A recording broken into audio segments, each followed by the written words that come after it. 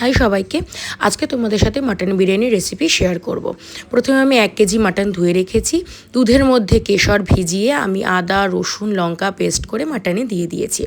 তার সাথে দিয়েছি হলুদ গুঁড়ো, লঙ্কার গুঁড়ো, ধনে জিরের গুঁড়ো, নুন আর দিয়েছি এভারেস্টের শাহি বিরিয়ানি মশলা, যেটাতে কিন্তু বিরিয়ানির টেস্টটা ভীষণ ভালো হয়।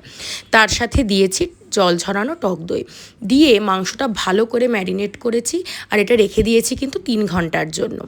অন্যদিকে আমি 4টে বড় সাইজের পেঁয়াজ কেটে নিয়েছি, তার হাফটা আমি বেরেস্তা করে তুলে রেখেছি। মাঝে আমি আলুটাও কেটে নিয়েছি আর হাফ পেঁয়াজ তেলে দিয়ে আমি মাটনটা দিয়ে দিয়েছি, দিয়ে মাটনটা ভালো করে কষতে দিয়েছি।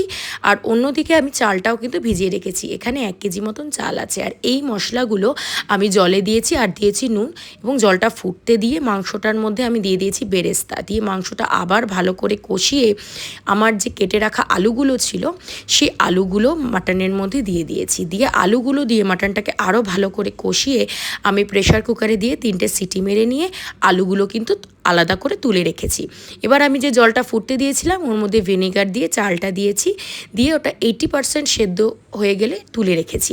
আর আমি ওই কেশরের মধ্যে দিয়েছি কেওড়া জল, গোলাপ জল আর মিঠা আতর দিয়ে এটাও আমরা রেডি করে রেখেছি। এবার আমরা করেছি লেয়ারিং। একদম নিচে দিয়েছি মাটন, তার মধ্যে অনেকটা ঝোল দিয়েছি, দিয়ে বিরিয়ানি মশলা চাল দিয়ে সুন্দর করে লেয়ারিংটা করেছি। আর একদম উপরে দিয়েছি বেরেস্তা, ঘি, ওই ভেজানো দুধ কেশরটা। আর তোমাদের যদি এই লেয়ারিংয়ের ভিডিওটা চাই তাহলে আমাকে কমেন্ট করো, আমি সেপারেটেড কোনো ভিডিওতে এই লেয়ারিংয়ের ভিডিওটা তোমাদের সাথে শেয়ার করে দেব। তো তারপর 8 ঘন্টা দমে বসিয়ে গরম গরম বিরিয়ানিটা সার্ভ করেছি।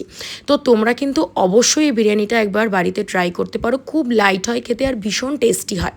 তো আমাকে কমেন্ট করে জানাবে যে তোমাদের এই বিরিয়ানিটা কেমন লাগলো।